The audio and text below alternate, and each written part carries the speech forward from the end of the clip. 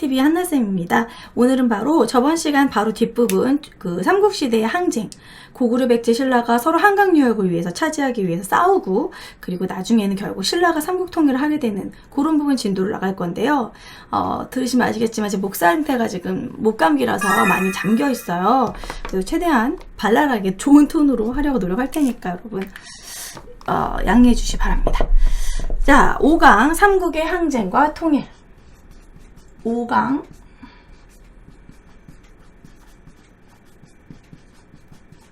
삼국이 서로 싸우고 결국 통일한 부분을 이제 오늘 진도를 나갈 건데, 바로 54페이지 진도예요. 54페이지 삼국의 항쟁과 통일. 자, 이것도 역시 저번하고 비슷하게 연표로 이렇게 좀 필기를 해보도록 할게요. 연표로 이렇게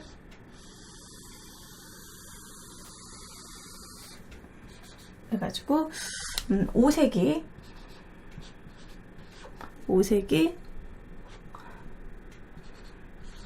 6세기 7세기 5, 6, 7. 그 앞에는 1, 2, 3, 4세기까지 쭉 정리를 했잖아요. 그러니까 이제 혹시 여유가 되시는 분은 저번에 필기했던 거 뒤에 이어서 하면 좋을 것 같습니다. 그 노트를 좀 거꾸로 한다던가 그렇게 해서 넓게 펴가지고 필기하시면 좋을 것 같아요. 자, 고구려부터. 고구려는 이제 5세기 때 거의 전성기죠. 고구려 전성기. 5세기는 고구려 전성기라고 할 수 있습니다. 그래서 고구려 앞에다가 이렇게 쓰고, 고구려 5세기, 이 부분도 5세기라고 좀 생각해 주시면 돼요. 제가 2개 적을 건데, 바로 광개토대왕과 장수왕입니다. 광개토대왕은 이제 4세기 말부터 5세기 인물인 거죠. 그래서 거의 이제 4세기 후반에 많이 살다가 5세기 때 이제 죽은. 광개토대왕 하면 우리가 꼭 기억할 것이 있습니다. 바로 북진 정책이죠. 광개토대왕은 저기 북쪽으로 만주 지역 벌판을 다 차지하고, 그리고 밑에까지 내려왔어요. 그래서 거의 한강 이북까지 광개토대왕이 영토는 어느 정도 다 넓혀놓은 거야. 그 다음에 장수왕은 한강 유역을 완벽하게 차지해서 더 아래로 내려간 거죠. 그래서 광개토대왕은 영토를 넓혔던 왕으로 유명하죠. 북진 정책. 북진 정책으로 만주 지역을 대부분 차지했고 한강 이북까지 차지했다. 근데 이것도 좀 어렵게 문제가 나올 경우, 광개토대왕이 한강 이북을 차지했다 이러면 한강은 장수왕인데? 틀려! 이렇게 생각하는데, 한강 이북은 광개토대왕입니다. 한강 이남까지 완벽하게 한강을 차지한 거는 장수왕이지만, 한강 이북은 한강을 제외한 바로 위까지를 얘기하는 거거든요. 그래서 광개토대왕이 맞습니다. 그때 당시에 고구려의 전성기 지도를 보면 요거는 이제 장수왕이지만 장수왕 전에 한성 위까지는 광개토대왕이 거의 차지했다라는 것이죠. 북진 정책을 했다. 그리고 요거 시험에 잘 나와요. 연호 사용했다. 무슨 연호 사용했다? 영락이라는 고유의 연호를 사용했다. 그것이 이제 광개토대왕 능비에 다 쓰여 있죠. 그리고 아시다시피 저번 시간에 배웠던 바로 호우면 그릇. 호우면 그릇도 너무너무 중요해서 시험에 잘 나온다고 했죠. 이 호우면 그릇의 바닥에 광개토대왕 직인이 쓰여져 있습니다. 이 안에 한문으로 써여 있는 거예요.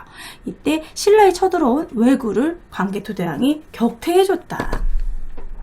신라에 침입한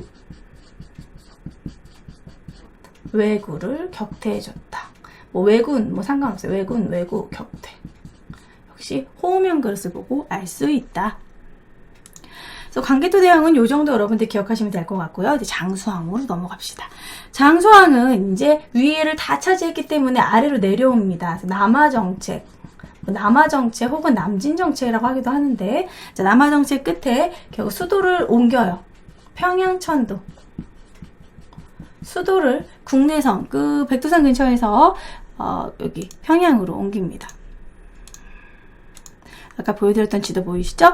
국내성에서, 백두산 아래 이쪽 배에 국내성에서 평양성으로 수도를 옮기면서 한강 유역을 본격적으로 차지하고, 이때 고구려가 조금만 더 밀었으면 참 좋았을 텐데 이런 생각이 들죠. 신라 거의 망해가고 있었고 막 백제 가야 막 엄청 눌리고 있었잖아요. 이때 좀 더 쭉쭉 갔어야 되는데 안타깝습니다.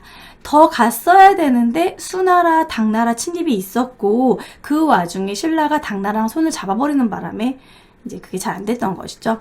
자, 아무튼 고구려가 이렇게 거의 한반도 전체를 차지했었던 시기, 바로 장수왕입니다. 우리가 예전에는 중원고구려비라는 명칭을 많이 쓰는데 요즘에는 충주고구려비라고도 많이 쓰거든요. 그래서 중원고구려비가 여러분 충주고구려비다 같은 거라고 아시면 돼요.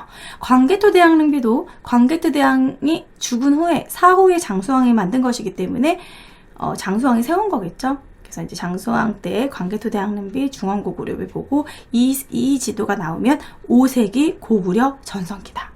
한강유역을 차지하면 전성기다. 이렇게 하시면 돼요. 5세기 고구려 전성기 지도 꼭 기억하세요. 저번 시간에 배웠던 거는 백제 전성기 지도를 봤었잖아요. 근초광 그 전성기. 바로 요거는 4세기 근초광 전성기. 요서, 산둥, 규수 지방까지 진출하고 근초광이 일본에게 칠지도를 하사했다. 그래서 이제 한강유역을 차지했고 백제가 제일 먼저 전성기를 맞이했고 그 다음에 이따가 배울 내용이 이제 신라의 전성기 진흥왕 때 지도입니다. 진흥왕 때 쭉쭉쭉쭉 영토를 많이 넓히죠. 그래서 요 4, 5, 6 요 지도가 시험에 잘 나오기 때문에 여러분 삼국시대는요. 뭐 한능검에서 너무 100% 시험이 나오는 곳이기 때문에 여기는 완벽하게 준비하셔야 돼요. 지도 문제뿐만이 아니라 문화재 문제도 사료 문제뿐만 아니라 이런 그림, 뭐 금관이라던가 탑이라던가 그런 거 많이 나오니까 제가 문화 부분도 나중에 싹 정리를 해드리도록 할게요. 자, 어쨌든 장수왕은 남하 정책을 해서 아까와 같은 지도를 가져왔고 한강유역을 차지했습니다. 한성을 함락시켜요. 누구 거? 백제의 한성을 함락시킵니다. 계로왕을 전사시키죠. 계로왕이 이때 죽어요. 그래서 이제 결국 남한강까지 진출한다.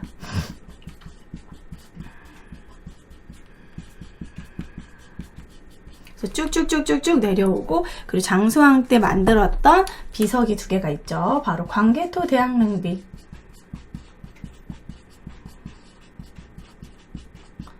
그리고 충주고구려비 우리가 예전에는 중원고구려비라고 말했던 충주고구려비 이 비석과 관련이 있다. 장수왕은 이렇게 장수왕을 정리할 수 있겠고 뭐 6세기에는 이제 영양왕이 있었는데 영양왕의 한 업적까지 아실 필요는 없어요. 그리고 왕 자체도 외우지 않으셔도 됩니다. 이 뒤에 뭐를 적으려고 영양왕 굳이 정리하면 영양왕 다음에 이제 7세기쯤에 영류왕이 있었어요. 근데 이 영류왕을 시해하고 뭐랄까 하나의 쿠데타로 이제 올라온 애가 바로 영계소문이죠. 7세기 영계소문. 그러니까 이 영계소문은 뭐가 불만이었냐면 이 뒤에 광개토대왕 때는 북진 정책을 하고 영토를 넓히고 중국까지 이게 좀 적대 관계 이런 분위기였다가 이제 고구려가 어느 정도 영토를 넓히고 나서는 좀 이런 분위기인 거야. 그냥 뭐 우리가 굳이 당나라랑 싸우고 그럴 필요 있나? 뭐 이런 식으로 영토도 넓은데 이러면서 중국과의 관계를 좀 우호적으로 북진 정책이 점점 좌절되는 분위기인 거예요. 하지만 영계소문은 계속 싸우고 싶은 거야. 영토도 넓히고 싶은 거고. 아니 우리가 당나라한테 꿀릴 게 뭐가 있어? 이러면서 계속 추진하고 싶은 거지. 그래서 영계소문은 스스로 군사권을 장악해가지고 본인을 대망리지까지 올라가서 대망리지라는 그런 군사적으로 가장 높은 장군에 올라가고 권력을 장악한 것이죠. 그래서 이때 영유왕을 시해한 다음에 보장왕을 추대를 해요. 보장왕은 이제 꼭두각시로 추대를 해버리고 영계소문이 이때 정치를 다 뒤에서 본인이 맡아서 한 것이지. 이때 영유왕을 엄청 잔인하게 시해하고 토막내가지고 그냥 하수구에 버려버렸어요. 그리고 보장왕을 올리고 자기가 권력을 장악해서 이제 당나라랑 붙어보려고 한 거야. 그래서 쌓은 것이 바로 천리장성을 축조하죠. 천리장성을 축조하고 당나라랑 싸우게 되면서 나중에 이제 당과 싸우는 안시성 싸움이 일어나게 되는 겁니다. 그런데 이제 고구려가 망한 이유에 대해서는 수나라랑도 한번 싸우고 살수대첩, 안시성 싸움, 뭐 당나라랑도 싸우고 그때 국력이 약해진 것도 첫 번째 이유가 있을 것이고 두 번째는 영계소문은 전쟁에는 매우 능하고 똑똑한 사람인데도 불구하고 사후에 그 후계자를 제대로 양성을 못했어요. 영계소문이 죽고 나서 이 대를 이을 사람을 제대로 마련을 해놓지 않았던 거야. 아들 하나는 당나라로 막 가버리고 또 아들 하나는 제대로 정치 못하고 뭐 그냥 죽어버리고 이런 식으로 그냥 사후에 지도층의 내분, 후계자를 누구로 이을 것인지 그런 혼란 속에 결국에는 나당 연합군에 의해서 막 멸망하게 되는 것이죠. 그런 부분이 좀 아쉽다라는 거. 자, 고구려는 요 정도 이렇게 정리하시면 됩니다. 여기서 왕은 광개토대왕, 장수왕, 영계소문 요런 순서로만 5세기 광개토대왕 장수왕, 7세기 연개소문 이렇게 정리하시면 될 것 같아요. 자, 그 다음에 이제 백제로 넘어가 볼게요. 백제. 자, 백제는 이 부분에 계속 당합니다. 계속 밀리는 거예요. 아까 장수왕이 남하정책으로 죽었다고 그랬죠. 죽으니까 어떻게? 괴롭지. 괴로왕. 이렇게 외워주시면 돼요. 괴로왕. 전사해버렸어. 괴로왕 한 업적이 없어. 전사. 전사했기 때문에 수도가 뺏겼잖아. 한성이 함락됐잖아. 도망가야 돼. 어디로? 아래로. 그래가지고 이제 웅진으로 천도하죠. 전사하고 나서 웅진 천도를 한다.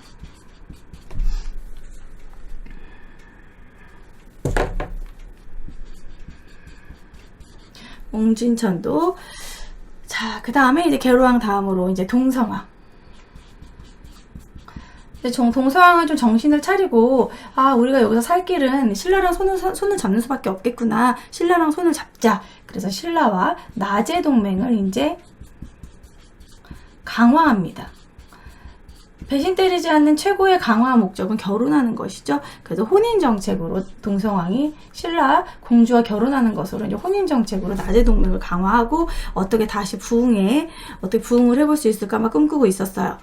그리고 이제 무령왕. 무령왕 같은 경우에는 이제 제대로 좀 어쨌든 웅진에서 이제 제대로 좀 나라를 정비해보자 이래가지고 지방에다가 22담로를 만들어요. 22담로라는 지방 행정구역을 아주 촘촘하게 22군데를 만든 다음에 거기다가 왕족을 파견을 합니다. 22담로에 왕족을 파견한다. 무령왕릉이 워낙 유명하죠. 무령왕릉은 어떻게 생겼냐면 벽돌 무덤으로 되어 있어요. 그때 당시 벽돌 무덤은 중국에서 유행했던 겁니다. 그래서 중국 남조에서. 그래서 남조와 교류했다라는 거. 남조와 문화 교류를 하고 그것을 무령왕릉을 통해서 알 수 있다.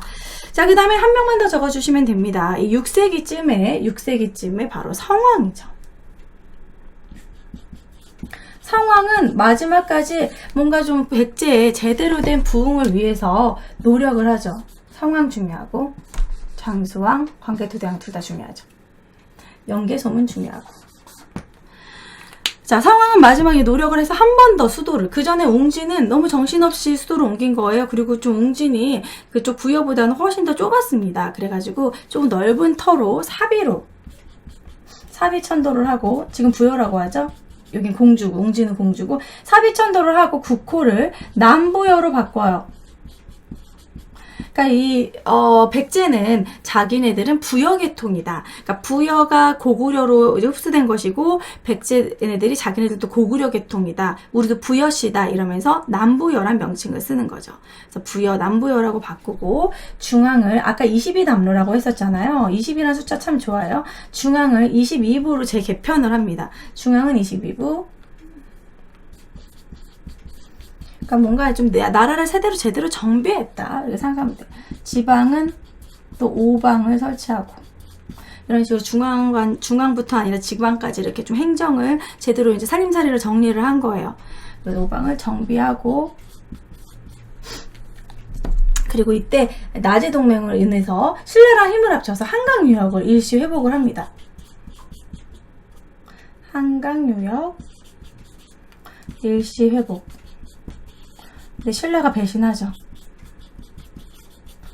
왜 그랬냐면 한강유역을 차지를 했는데 한강유역 하류, 지금의 서울 있잖아요. 거기는 백제가 차지했는데 신라는 한강유역 상류를 차지하게 된 거야. 한강유역 상류는 저쪽 뭐 북한강 쪽 좀 되게 좀 구릉지대고 강원도 쪽이잖아요. 신라가 땅이 너무 안 좋은 거야. 저기 한강유역, 저기 평야, 서울이 더 탐나지. 안 되겠어. 거기를 먹어야겠어. 그래서 나제 동맹을 결렬시킵니다. 배신을 때려버려요.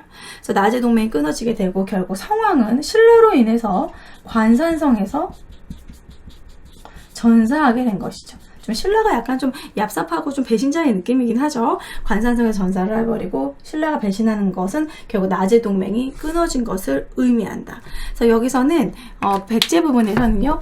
성왕이 제일 중요합니다. 계로왕 장수왕 때문에 죽었다. 동성왕은 혼인동맹으로 나제 동맹을 강하게 맺었고 무령왕은 뭔가 문화교류도 해가면서 22담로를 파견했다라는 그런 부분 조금 중요하고 사실 이런 하나하나도 외워주면 좋아요.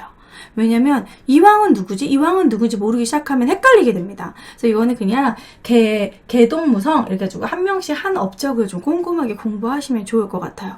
상황이 그리고 제일 중요하고 뭔가 좀 부흥을 하려고 최대한 노력을 했지만 결국 신라의 배신으로 전사하였다. 자, 이제 신라가 쓸 게 많아요. 신라는 막판에 강했기 때문에 한 업적들이 많습니다. 그 전에 못했던 중앙집권국가의 모든 기틀을 여기서 다 완성해버려요. 바로 6세기. 신라는 6세기에 쓸 게 많으니까 지금 제가 다 쓰는 게 6세기다 라고 생각하시고 보시면 됩니다. 신라 6세기 지중왕 요쯤에다가 적을게요. 신라는 지중왕, 법흥왕, 진흥왕의 업적을 달달달달 완벽히 파악하셔야 돼요. 지중왕 같은 경우에는 신라가 원래 사로국이라는 명칭이었는데 이것을 국호를 신라로 이때서야 바꾸고 그 전에는 대군장이란 뜻의 마립간이라고 이렇게 내무왕을 내물마립간이라고 불렀었잖아요. 마립간이라는 호칭을 이제 왕으로 바꿉니다. 그때 당시 이제 한문 왕자 써가지고 왕호로 바꾸고 그리고 여러분 아시다시피 울릉도를 정복하죠. 이때부터 독도가 우리 땅이다. 울릉도를 복속시키고 그리고 이때 뭐 지중왕 하면은 요것도 많이 나옵니다. 우경을 장려했다. 그래서 지문에 뭐 우경 장려 나오면 아 이거 지중왕 때구나 이렇게 알고서 보시면 될 것 같아요. 지중왕은 요 정도. 그 다음에 이제 법흥왕도 6세기입니다.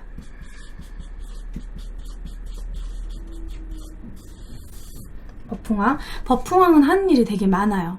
그러니까 뭔가 진짜 제대로 왕권 강화를 하기 위해서 왕권이 강해지려면 군사력을 왕이 장악해야 됩니다. 그래서 군사력을 장악하기 위해서 그때 당시 이런 군사력을 집중한 군사기관, 병부를 설치하게 돼요. 그래서 왕이 직접 관여하는 거지. 병부는 군사기관이다 이렇게 생각하시면 돼요. 왕이 군사력을 갖고 있는데 누가 어디서 이렇게 막 치고 올라오겠어. 그리고 이제 율령을 반포해요.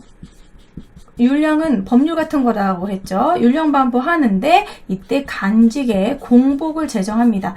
이것은 뭐냐면 위계질서를 다시 세우겠다는 거지. 뭐 너는 관직이 높으니까 빨간색, 너는 초록색, 노란색 딱 이렇게 하면은 옷 색깔로 이미 위계질서가 정해져 있죠. 치고 못 올라오겠지.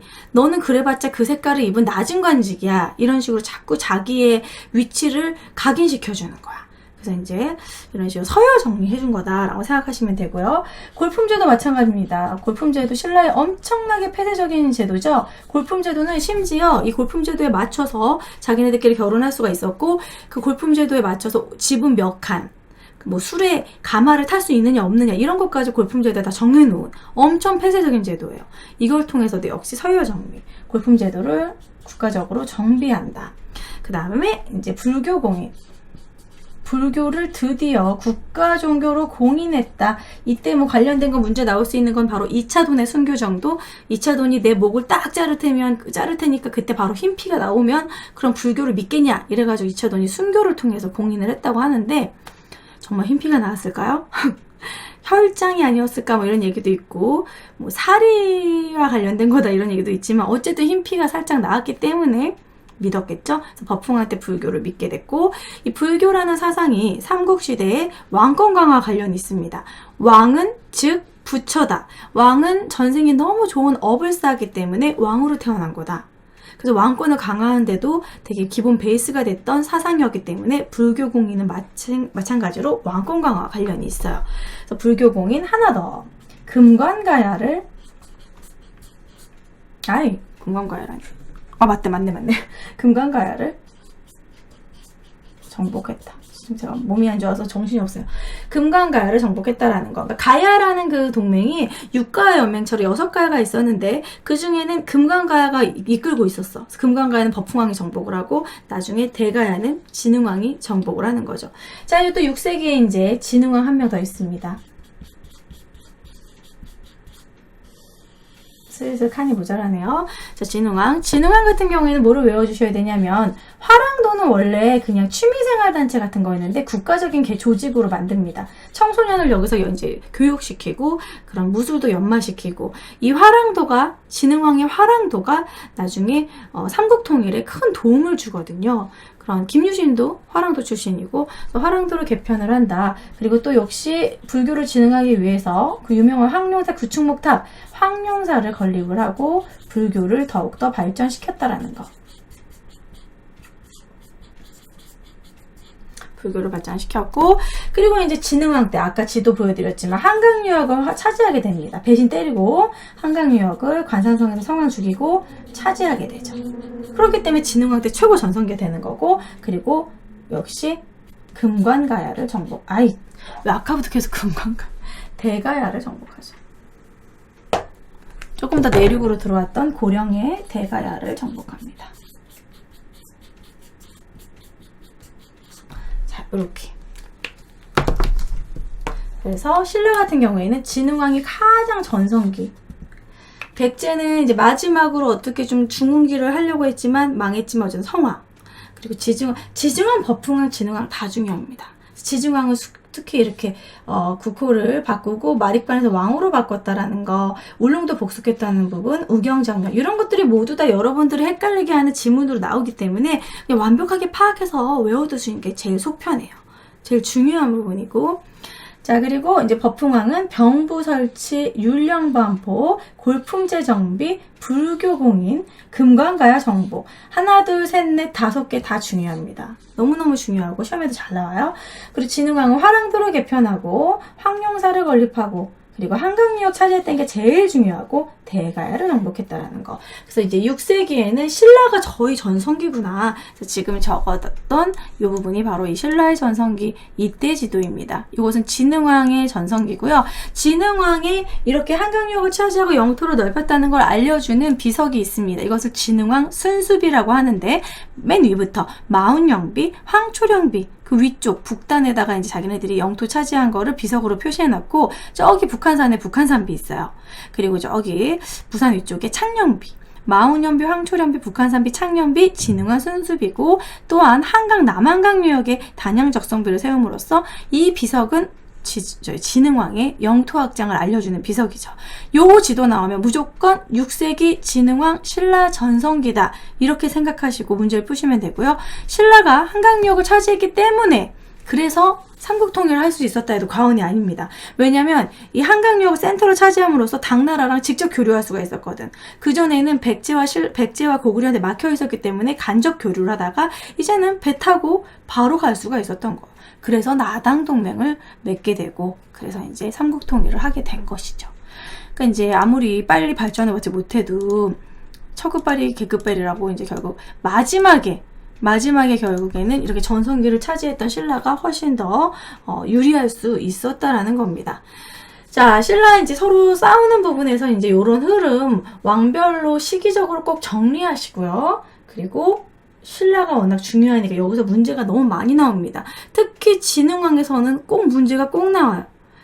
그리고 광개토대왕, 장수왕에서 둘 중에 하나 꼭 나오고, 이 부분에서도 이제 백제에서도 한 문제 나오고, 삼국시대는 한능검 중급에서 중급뿐만 아니라 고급까지 너무너무 좋아하는 부분이기 때문에 여기는 완벽하게 흐름을 파악하셔야 됩니다. 제가 맨 밑에다가 가야를 한 줄 더 쓰려고 했는데 또 칸이 모자라네요. 가야는 지우고 써보도록 할게요. 가야는 여러분들 어디다 필기를 하시는 분들은 요 아래에다 하시면 됩니다. 제가 지금 칸이 모자라니까 백제를 지우고 그거를 이제 밑에라고 생각하고 필기를 해드릴게요.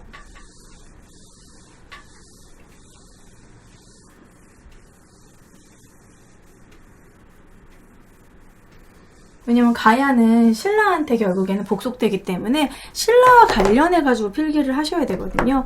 가야는 노란색으로 써보도록 하겠습니다. 이렇게 써주세요. 백제 지우고. 신라 밑에다가 쓴다고 생각하시고 쓰면 됩니다. 자, 가야는 변안에서 뿌리가 시작이 되죠. 변안은 아시다시피 철이 되게 풍부를 했고, 철이 풍부한 지역이었고, 농경이 발달한 그런 지역이었습니다. 그래서 가야 같은 경우에는 나라가 조각조각 나눠 있어서 6개의 소국이 막 이렇게 분열돼서 그렇지 문화 부분에서는 엄청나게 발달을 했고, 심지어 순장의 풍습도 있었고, 가야의 금관이라던가 뭐 톡이라던가 이런 걸 보면 엄청나게 오히려 신라보다도 우수한 문화를 가지고 있는 나라예요. 그래서 이제 이렇게 발달해서 육가야 연맹체였다.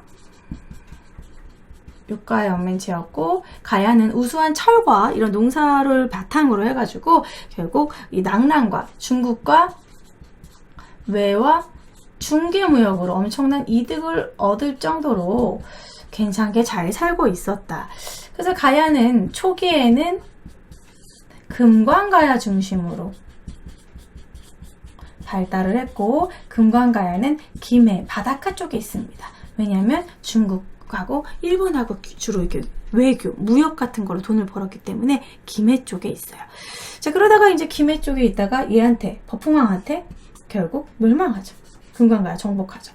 그리고 나서는 이제 내륙으로 들어가게 돼. 좀 더 안쪽으로, 고령지방으로 들어가게 됩니다. 그래서 후기에는 대가야 중심으로 발달을 했다.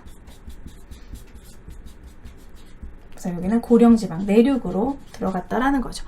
그래서 내륙으로 들어가서 결국 진흥왕한테 결국 또 멸망을 하죠. 대가야 정복. 그래서 가야 부분은, 가야가 결국에는 중앙집권 국가로 발달하지 못한 이유는 너무 6개의 나라들이 이렇게 두루두루, 뭐 금관가야 중심, 대가야 중심이긴 했지만 그렇다고 완전 통일을 할 정도는 아니었고, 자기 개인적인 왕들이 다 따로 있었고, 자기 고유의 문화를 가지고 있었기 때문에 6가의 연맹체가 하나로 통일시키기가 좀 힘들었다. 그래가지고 결국에는 소국에 머무르고 이렇게 고대 국가로 발전하지 못하고 신라에게 멸망했다. 이렇게 기억하시면 될 것 같습니다. 그래서 가야는 순서, 금관가야 중심이었다가 대가야 중심. 뭐 금관가야 관련해서 나오는 문제는 김수로 많이 나옵니다. 김수로. 금관가야를 만들었던 김수로왕. 김수로왕에 대한 부분, 김수로 이야기 나오면은, 가야구나. 금관가야구나. 그래서 이 문제를 푸시면 될 것 같아요. 자, 여기 이렇게까지 필기하고, 이어서 삼국 통일 과정 순서도 이어서 필기해 보도록 할게요. 자, 이어서 고구려가 수나라와 당나라와 싸웠던 대외항쟁 부분, 그리고 신라의 삼국 통일 부분으로 진도를 나가보도록 하겠습니다. 대외항쟁과 삼국통일. 좀 안타까운 부분이죠. 이때 고구려가 수나라 한번 맞고 당나라 한번 맞고 이런 것만 아니었어도 고구려가 통일했으면 참 좋았을 텐데, 일단 칸이 모자이가 여기다 위에다부터 쓸게요. 고구려의 대항쟁에 대해서 정리를 해보면 수나라가 한 번, 당나라가 한 번 쳐들어옵니다. 수나라 같은 경우에는 수문제도 쳐들어오고, 수문제가 여러 가지로 문제야. 대운하를 만들질 않나, 고구려를 치질 않나. 그 결국에는 이제 이때 이 뒤에부터 이제 뭐 수양제도 그렇고 그것 때문에 멸망하게 된 거지. 자, 수문제 그리고 수양제 모두 쳐들어오죠. 수나라의 침입과 관련된 건 너무 유명한 전쟁이 있죠. 바로 살수대첩 하면 기억나는 사람 바로 을지문덕의 오원시가 유명하죠. 배중손에게 좀 만족을 알거든 좀 꺼져라 이런 식으로. 신기한 책략은 하늘의 원리를 꿰뚫었고 기묘한 계책은 땅의 이치를 통달하였도다. 싸움에 이미 이겨 공이 높으니 만족함을 알고 그만두길 바라노라. 좀 만족을 알고 좀 가 막 이런 식으로. 그래도 안 가니까 살수대첩에서 이제 아시다시피 청천강에 그 상류물을 소가죽 같은 걸 막아놨다가 쫙 해가지고 물에 쓸려가게 해가지고 정신없을 때 싹 정리해버리는 살수대첩으로 대승리를 하게 되죠. 이것 때문에 수나라 멸망합니다.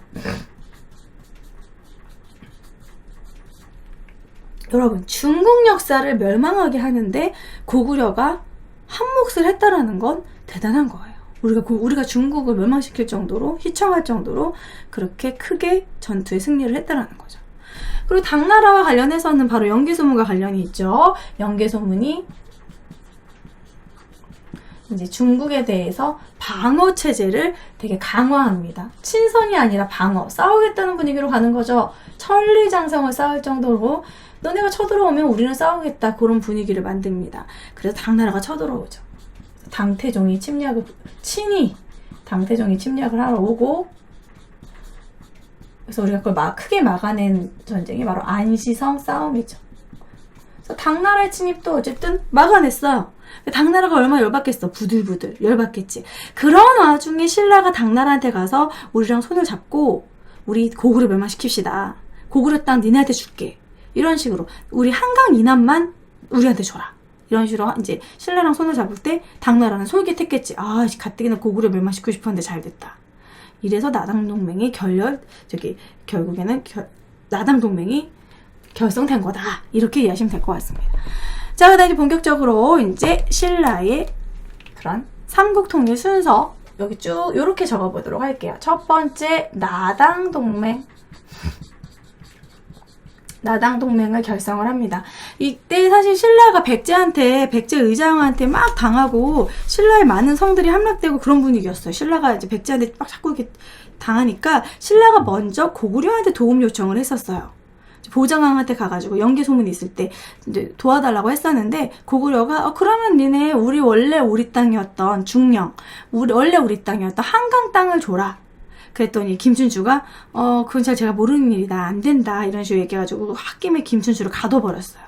그러니까 나당 신라랑 고구려, 여제동맹이래. 연하동맹은 없잖아요. 아무튼 신라랑 고구려는 이렇게 동맹이라고 만들 수가 없었던 거야. 그래서 결렬돼 버렸어. 실패했습니다. 신라의 그런 고구려와 연맹을 맺으렸던 도움 요청이 결국 실패하고, 그런 이유에다가 플러스 당나라의 고구려를 멸망시키려고 하는 고구려의 그런 정벌야, 이때 실패했으니까 요런 욕심이 만나서 결국 나당동맹이 결성이 된다. 648년에 결성이 됩니다. 그 다음에 두 번째 그리고 나서 이제 나당동맹군에 의해서 멸망하게 된 건 이제 먼저 백제가 멸망을 하죠. 12년 후에 660년에 백제가 멸망하게 됩니다. 자, 백제 같은 경우에는 이제 나당 연합군이 공격하기도 했고, 아시죠? 계백장군 많이 들어봤죠? 계백장군이 황산벌에서 열심히 막 싸웠지만 결국에는 화랑도의 노력도 있었고, 김유신과 싸웠지만 멸망하게 된다는 거. 황산벌 전투 유명하죠? 황산벌 전투. 계백장군과 역시 이순신. 진짜 몸이 안 좋은가 봐. 왜 이순신이 나와? 김유신. 계백장군 황산벌 전투에서 막 틀렸기 때문에 나당 연합군에 의해서 결국에는 사비성이 함락되었다. 자, 여기서 끝이 아닙니다. 이렇게 백제가 멸망하고 나서 이제 부흥운동이 일어나게 돼요. 그래도 이대로 끝날 순 없다. 뭔가 후백제, 우리가 백제를 다시 살려야 된다라는 그런 부흥운동이 일어나요.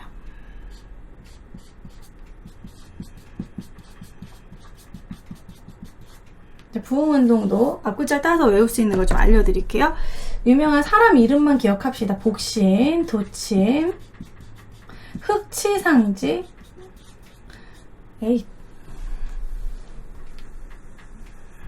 복신, 도침. 전 예전에 얘네들 이름이 너무 특이해가지고 이름이 좀 잘 외워졌던 것 같아. 그리고 흑지상지가 왕자 풍을 이제 추대해가지고 이제 나라를 다시 살려보려고 노력합니다. 그래서 얘네들은 복도 흑풍으로, 복도의 검은 바람으로 외워주시면 좋아요. 복도, 흑, 풍. 어쨌든 왕자 풍도 관련이 있기 때문에 복신도침, 흑지상지, 검은바람, 풍, 복도, 흑풍 이렇게 외우셨었거든요. 그래서 부흥운동 했지만 결국에는 실패하게 되었다. 나중에 견훤에 의해서 후백제가 만들어지게 되죠. 자, 그 다음에 이제 고구려 멸망. 세 번째 3번 고구려 멸망.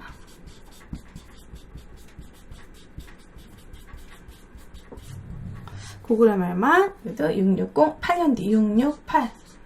이렇게 쭉쭉쭉쭉 이게 이어지는 거죠. 자, 고구려 멸망은 그 전에 수나라 한 번, 당나라 한 번, 아무 천하의 고구려를 하더라도 이렇게 전쟁을 두 차례나 이렇게 하면은 국력이 약화될 수밖에 없겠죠. 군사력도 약화되고, 국력도 많이 약화된 상태에서, 아까도 말했지만, 연개소문이 죽고 나서, 연개소문 사후, 후계자가 없어. 서로 왕이 되려고 하고 이런 지도층에 아이고 지도층이라고 썼네.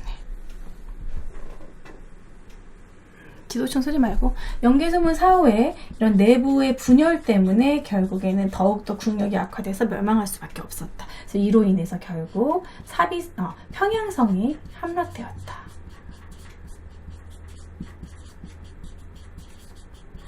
자, 여기도 역시 부흥운동 있죠. 고구려 부흥운동. 고구려 부흥운동.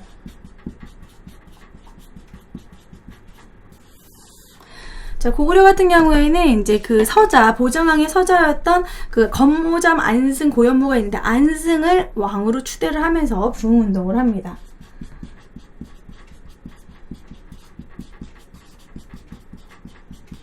그리고 안승을 왕으로 추대.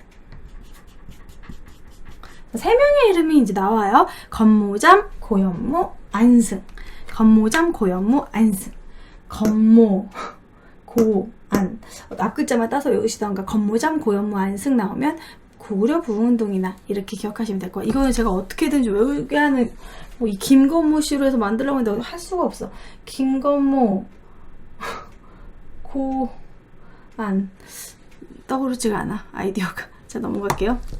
자, 나당 전쟁. 자, 그리고 나서 이제 백제 멸망했고 고구려 멸망했고 끝. 이제 당나라가 넘어가면 되는 건데 당나라가 원래 속셈을 드러내기 시작하는 거지.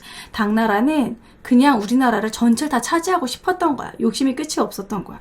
그래서 결국에는 신라가 당나라와 싸우게 됩니다. 나당 동맹에서 나당 전쟁을 하게 되는 거죠. 당나라의 지배야.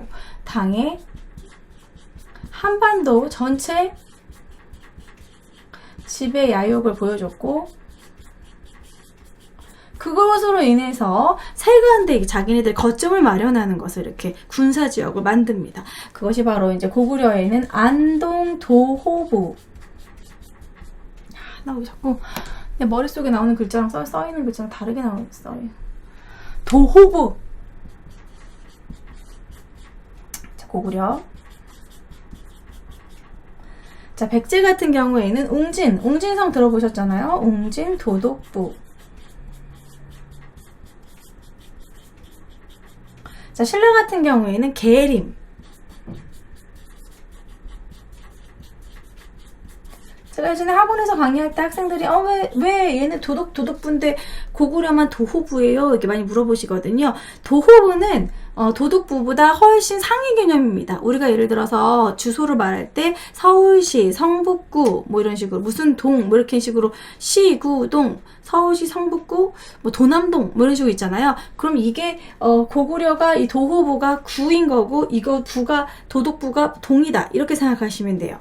아니면 이게 뭐 안동 도호부는 시의 개념이고 웅진 도독부는 구의 개념이다. 이렇게 생각하시면 됩니다. 그래서 조금 더 넓은 개념이에요. 그래서 왜 그렇게 하냐면 왜 상위 개념을 고구려에다 세워놨냐면 고구려가 당나라랑 가깝잖아. 그래서 고구려가 당나라에 가깝기 때문에 직속으로 안동 도호부를 더 이제 신경을 쓰면 안동 도호부에 있는 신하들이 계림 도독부와 웅진 도독부를 또 이렇게 좀 신경 써서 이렇게 좀 다스리는. 그러니까 상위 개념, 하위 개념이다. 요게 이제 상위 개념이고 얘네들한테 직접 이렇게 다스리는 그런 식의 개념으로 생각하시면 될 것 같아요. 총괄기구를 고구려에 뒀다. 안동도호부가 훨씬 더 상위 개념이다. 이렇게 상위 개념이다. 이런 식으로 부등호를 넣어놓을까요? 자, 그리고 이러고 나서 이제 결국은 이제 싸우죠.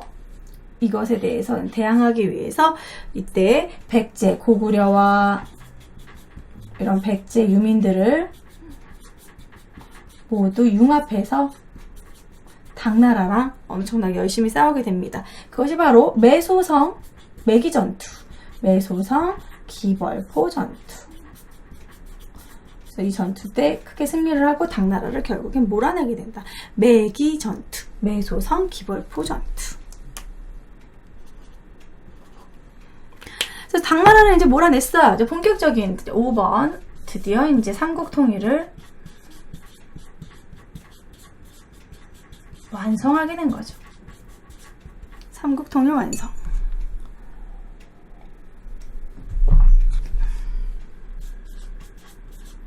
문무왕 때, 신라 문무왕 때 삼국 통일을 완벽하게 완성하게 됩니다. 그래서 문무왕이 뭐 유명한 사람이죠. 그 대왕암, 나를 수중릉에 대왕암에 뿌려줘라. 나는 바다의 용이 돼서 신라를 지키겠다. 멋있는 왕인데 문무왕 때 삼국 통일을 완성하게 됩니다.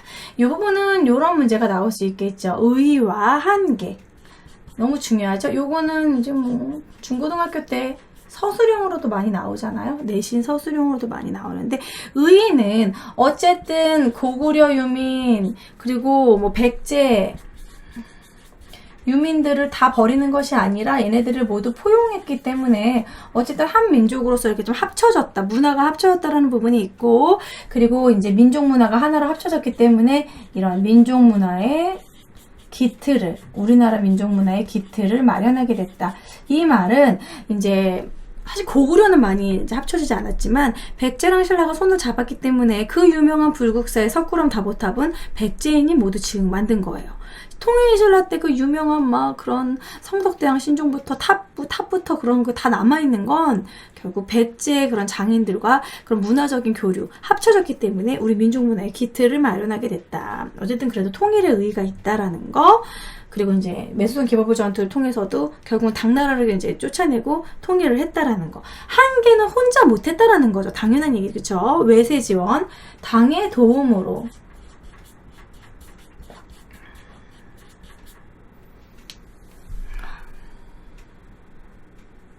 당의 도움으로 통일했다. 다른 말로 쉽게 말하면 외세 지원, 영토 한계예요. 영토 한계. 자, 영토의 한계는 어디까지밖에 영토를 우리가 가지지 못했냐면 대동강부터 저기 북한 쪽 대동강부터 우리나라의 허리라인이 싹 들어간 원산만 여기 정도까지밖에 통일신라 영토를 하지 못했고 그 넓은 고구려 영토를 다 가지지 못했다. 그 위에는 나중에 발해가 세워지게 되는 것이죠. 자, 여기 순서 이제 중요합니다. 순서는 이렇게 전반적으로 1, 2, 3, 4, 5로 외워주시고요. 나당동맹. 그전에는 이제 나당동맹 전에 고구려는 이렇게 두 차례 싸우고 있었고, 신라는 그 와중에 이제 신라가 고구려의 도움을 요청을 했지만 실패하고 당나라랑 손을 잡게 된 나당동맹.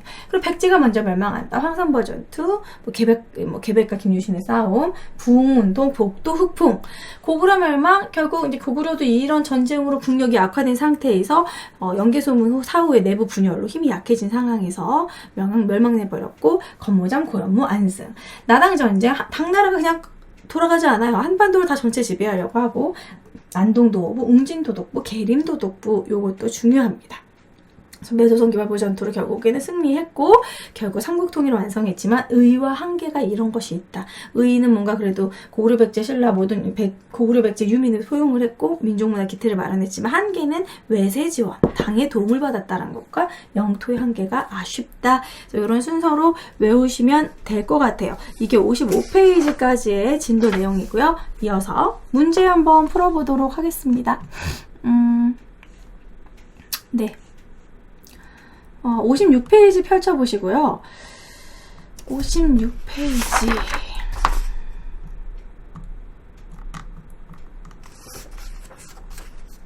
자, 56페이지에 9번하고 11번만 풀어보도록 하겠습니다.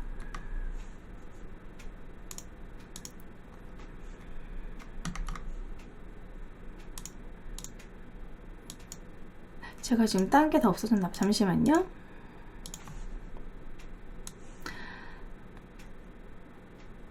자, 56페이지에 9번 한번 같이 풀어보도록 할게요. 자, 보이시죠? 자, 9번. 자, 가에 들어갈 내용으로 가장 적절한 것은 이제 보시면 고구려가 수의 전쟁 여기 좀 적어놓은 거죠. 수나라 살수대첩. 그리고 고구려 당의 전쟁 안시성 싸움을 얘기하는 거겠죠. 연개소문 정변으로 당이 침략을 했고 천리장성 축조하고 가 안시성 싸움이죠. 다 바로 나오네요. 바로 3번이 답이 되겠죠. 3번. 그 나머지는 바로 무엇이냐면 백강 전투는 나중에 그 복도흑풍 백제 부흥운동에 나왔던 명칭 이름이고 기벌포 전투 매소성 기벌포 나당 전쟁 내용이잖아요. 그리고 한산도 대첩은 생뚱맞죠. 그쵸? 이거는 이순신 장군 시기적으로 맞지 않고 자 그리고 5번 황산벌 전투는 아시다시피 계백과 김유신이 싸운 거 어렵지 않죠? 그 다음에 11번 보도록 하겠습니다. 자, 11번 같은 경우는 딱 이런 지도가 나오면 고구려가 영토를 아래로 쭉쭉 내려오고 한강역 차지했죠. 몇 세기? 5세기 장수왕이라고 지도 옆에 적어주시고 고구려 전성기입니다. 자, 그럼 이런 시기에 있었던 사실로 옳은 것은 1. 고구려가 중국의 서안평을 공격하였다. 서안평은 이미 예전에 미천왕 때 공격했습니다. 짝대기 찍. 자, 2번 고구려가 충주고구려비를 건립하였다. 중원고구려비 같은 거죠. 장수왕, 충주고구려비, 광개토대왕릉비 2번이 정답이 되겠네요. 3번 백제가 동진으로부터 불교를 수용했다. 백제 불교 수용한 거 언제입니까, 여러분? 백제 침류왕 때죠. 동진의 마라난타로부터 침류왕, 백제 침류왕 훨씬 더 그 전에 4세기 전의 얘기죠. 4세기쯤이죠. 시기적으로 맞지 않다. 짝대기. 4. 백제가 대야성 등 신라의 42여성을 빼앗았다. 요거가 바로 나당 동맹이 일어나기 직전에 의자왕 때 있었던 일입니다. 의자왕이라고 써주시고요. 자, 그 다음에 이제 5번. 신라가 기벌포 전투에서 당해 수군을 격파하였다. 매소선 기벌포 전투 나당 전쟁 시기죠. 그래서 이것도 나중에 7세기 때 있었던 일이니까 시기가 틀리다. 정답은 2번이 되겠습니다. 자, 그 다음에 뒷장에 14번, 16번 풀어보도록 할게요. 자, 58페이지. 자, 58페이지 14번, 16번 풀어보도록 하겠습니다. 14번. 역사신문. 신라 한강유역을 차지하다. 김무력이 이끄는 신라군은 백제군을 몰아내고 한강 하류 지역을 점령하였다. 이로써 신라는 백제와 함께 551년에 고구려를 공격해 한강 상류 10개군을 장악한 지 2년 만에 한강유역 대부분을 차지하게 되었다. 이에 왕은 점령한 지역에 신주를 설치하고 김무력을 군주로 임명하였다. 김무력 누구지? 김무력 동그라미 해놓고 김유신의 할아버지, 김유신의 조부입니다. 이 집안 자체가 다 장군이었고 다 전쟁을 잘했었어요. 김무력은 김유신의 조부고 어쨌든 신라가 한강유역을 차지했다. 어느 왕일까요? 이 왕은 진흥왕. 바로 몇 세기? 6세기 진흥왕. 바로 요때 시기를 말하는 것이겠죠. 정말 요걸로 알고 한번 문제를 풀어볼게요. 자, 1번 김음돌의 날을 진압하였다. 요거 아직 저랑 안 배운 내용인데 김음돌의 남은 다음 시간에 바로 진도 나갈 바로 신문왕 때입니다. 통일신라 시기 신문왕. 짝대기. 북한산 순수비 건립하였다. 아까 말했죠. 이 북한산비, 마온연비, 황초연비, 북한산비, 창년비, 진흥한 순수비 요거 관련이 있죠. 정답은 2번이 되겠네요. 이사부를 보낸 우상국 복속 누구? 지중왕 딱 튀어나와야죠. 우상국이 울릉도예요. 그리고 관료전을 지급하고 노급을 폐지하였다. 이 관료전 지급 요것도 역시 나중에 나오는 신문왕 때. 통일신라 신문왕 때입니다. 매소선 기벌포 전투 나당 전쟁 7세기에 일어났던 얘기죠. 시기적으로 맞지 않고 5번도 틀리고 정답은 2번이 되겠습니다. 자, 그럼 15번 한번 볼까요? 16번 볼게요. 자, 16번은 이 그림의 주인공은 가입니다. 그는 영유왕을 제거한 뒤 대망리지 나오네요. 연개소문인가봐요. 그쵸? 평양 부근에 당해 군대를 섬멸했다. 안시성 전투를 얘기하는 것이다. 연개소문, 안시성 전투 이야기죠. 자, 그러면은 가인물 연개소문의 활동으로 옳은 것은 강동육주, 이거 고려 때예요. 서희의 외교 담판. 거란의 1차 침입 때. 동북구성, 이것도 여진의 침입 때. 윤관, 둘 다 고려. 1번, 2번 고려 이야기입니다. 3번, 당의 등주를 공격하였다. 당의 등주, 산둥반도의 등주, 장문유, 요거 발해 무왕 때 3번도 틀려요. 발해 이야기다. 4. 신라의 대야성을 빼앗았다. 이거 의외로 계속 지문으로 많이 나오죠. 의자왕의 아까 백제 의자왕의 업적이라고 했죠. 5. 천리장성 축조를 주관했다. 5번이 정답이 되겠네요. 중군 난이도 별로 어렵지 않죠, 여러분? 그래서 이렇게 충분히 여러분들 공부하시면 문제는 쉽게 꼼꼼하게 풀 수 있습니다. 근데 요거 순서 기본적으로 암기하시고요. 여기까지 하고 다음 진도로 넘어가도록 할게요.